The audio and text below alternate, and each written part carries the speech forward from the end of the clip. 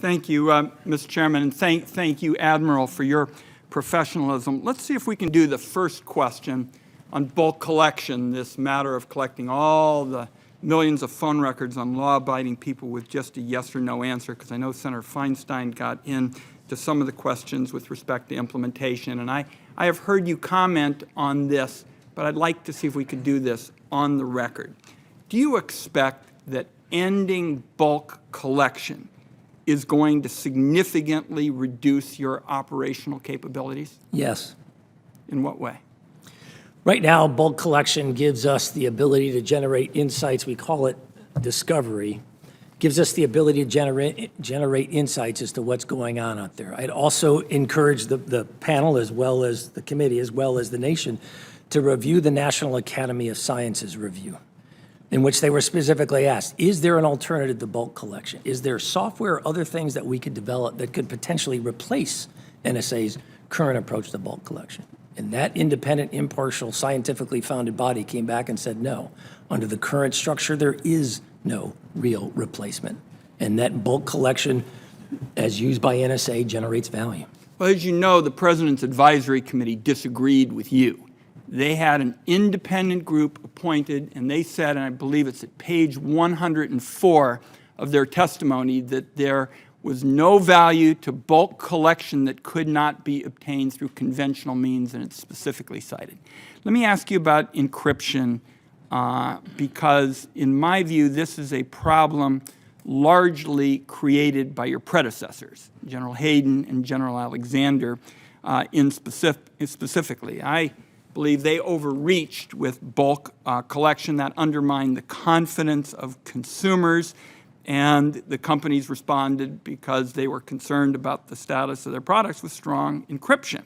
So at that point, I began to be pretty concerned because it looked like the government's position was companies would be required to build weaknesses into their products. Now the discussion has shifted to whether there should be the availability of encryption keys to access these products. Now, I don't want to go into anything classified or matters relating to executive branch discussions, but let me ask you about a policy matter. As a general matter, is it correct that any time there are copies of an encryption key, and they exist in multiple places, that also creates more opportunities for malicious actors or foreign hackers to get access to the keys?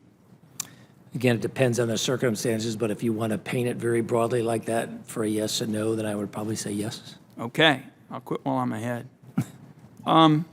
What concerns me, Admiral, seriously, is that as this question of access to encryption keys is pursued, and I think that's where we've moved, as I indicated to you in our conversation, from the original position, which looked like companies would have to build weaknesses into their products, which I think is a staggering development.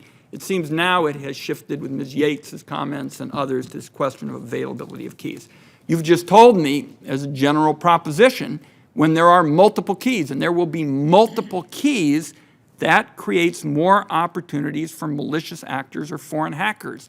And to me, the good guys are not going to be the only people with the keys. There are going to be people who do not wish this country well. That's going to provide more opportunities for the kinds of hacks and the kind of damaging conduct by malicious actors that I think makes your job harder. I think you're doing a good job. I think you've been straight with the Congress and certainly with me, but that's what concerns me about access to malicious keys, and I appreciate your answer on that. Go take a look at page 104 of the President's Advisory Committee, because on this question of operational capabilities, not only do we not have any cases that indicated that there was a compromise of the abilities of our intelligence community, it was the unanimous finding of the President's experts. That page will give it to you. Thank you, Mr. Chairman.